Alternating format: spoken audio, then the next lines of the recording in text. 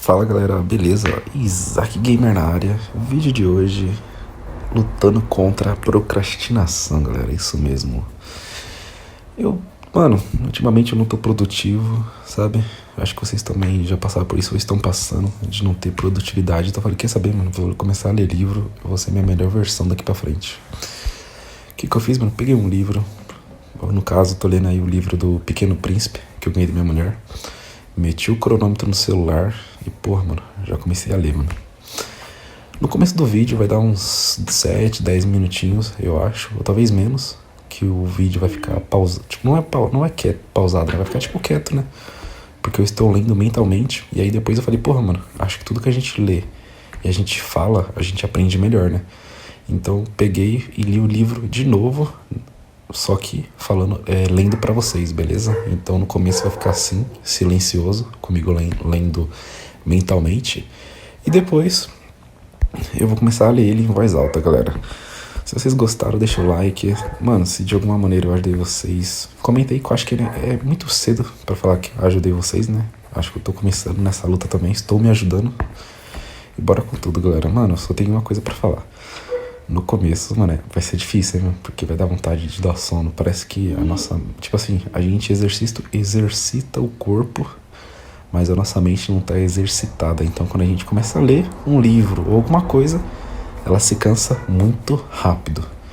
Então, vamos exercitar nossa mente, vamos ficar cada vez mais inteligente, cada vez mais conhecimento. Porque se tem uma coisa que não podem tirar da gente é o conhecimento, galera. Então, pra cima, em busca do conhecimento, beleza? E logo logo tem mais episódios. No caso, daqui foi o primeiro. Pra cima, galera.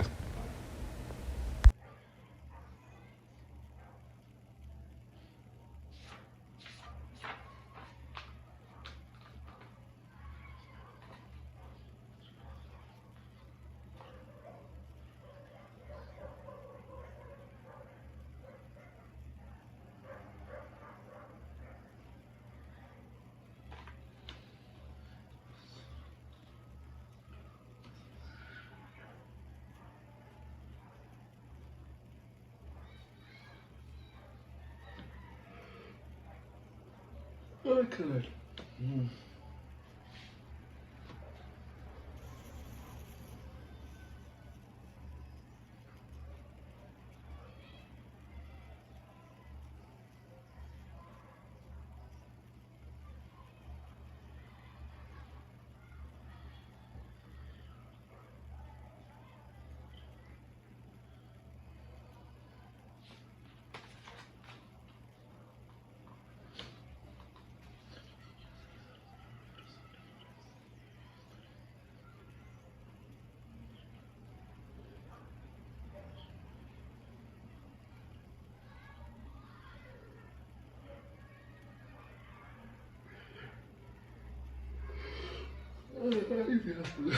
Porra.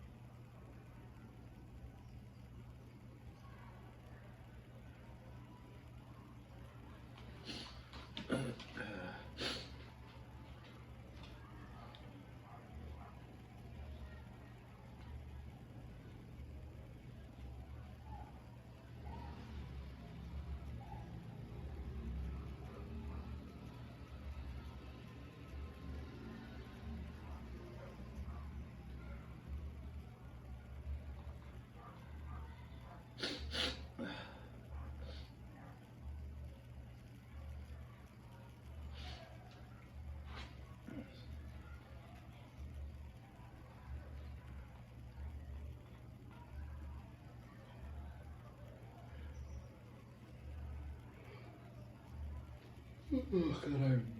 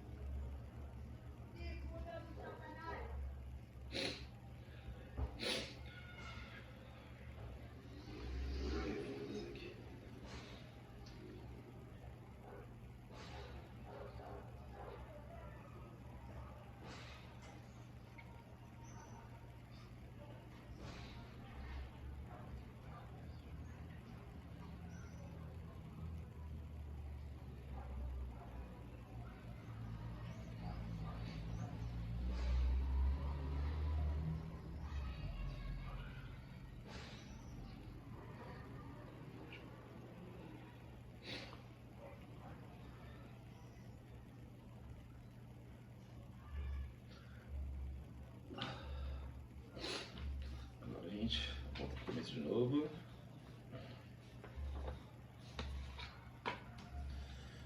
Vamos no 10. Vamos lá.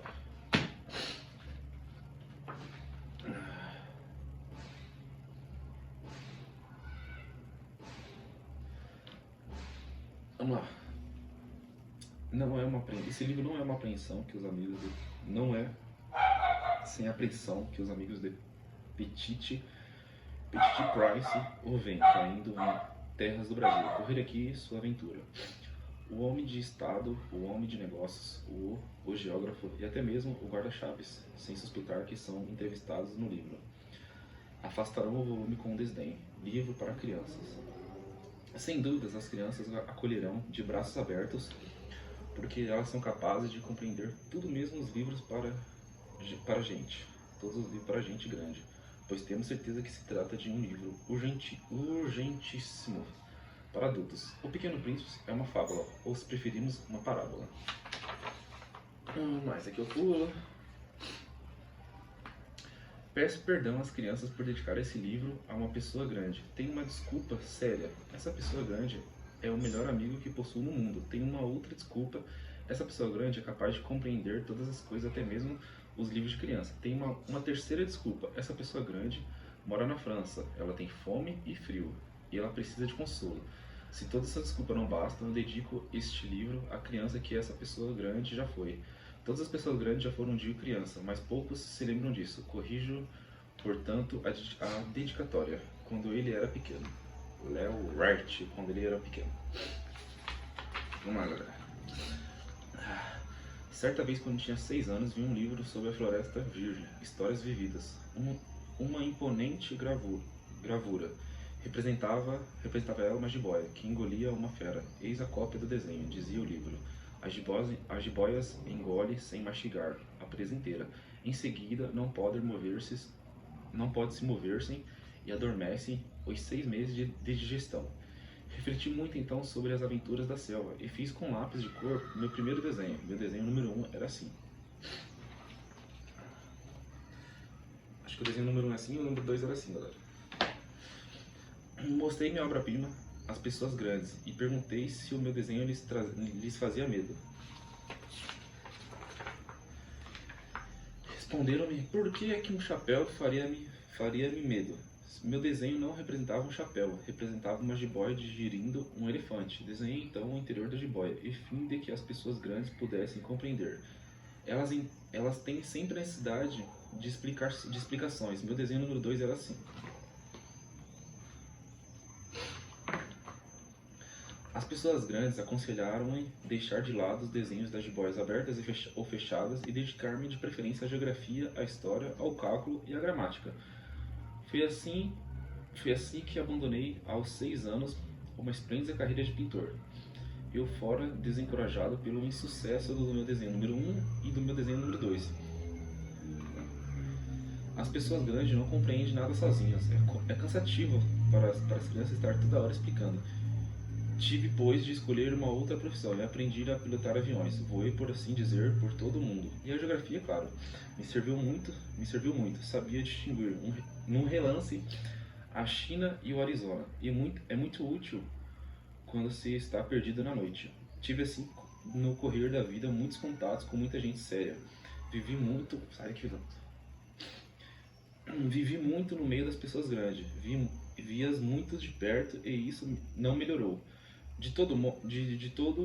De modo algum, a minha antiga opinião.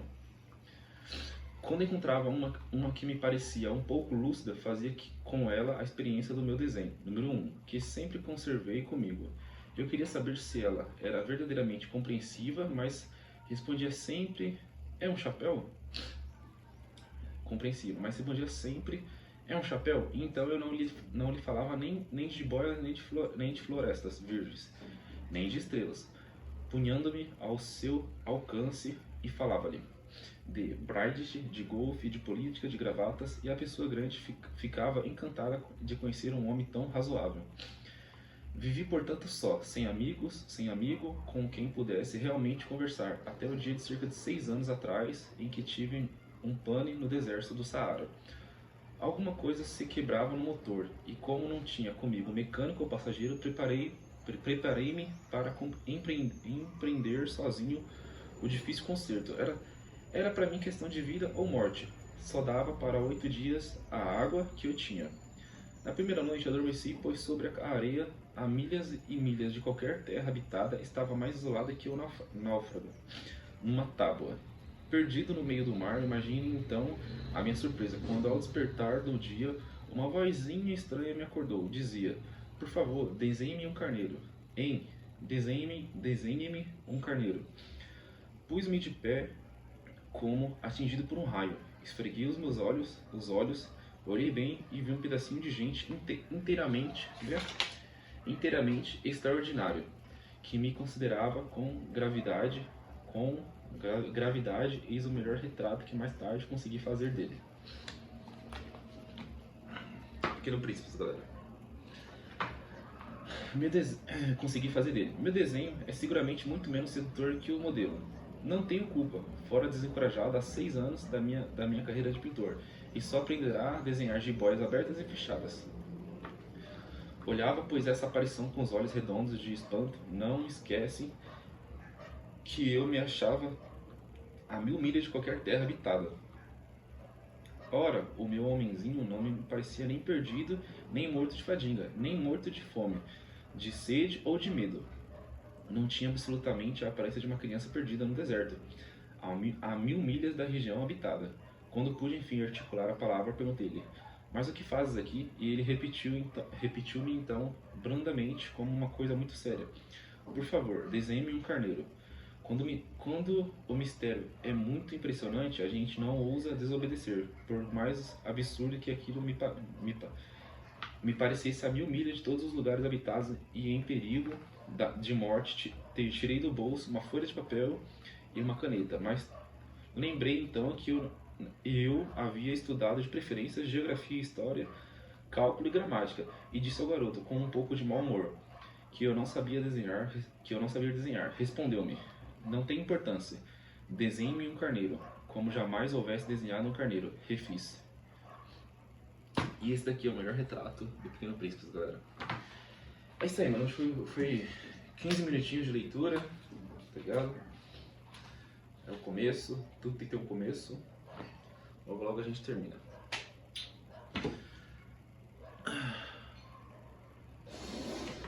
Li em silêncio, depois eu li em voz alta. Um pouco a gente vai aprendendo, né, mano?